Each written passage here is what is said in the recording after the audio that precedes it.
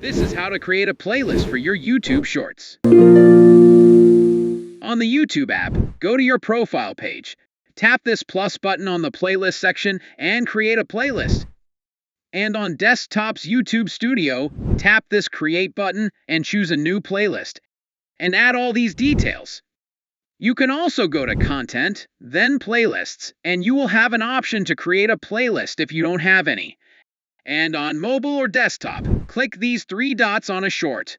Then Save to Playlist, and you will have an option to create a playlist. And when uploading or editing your short on desktop, go to Playlists and create a new playlist and add shorts to them.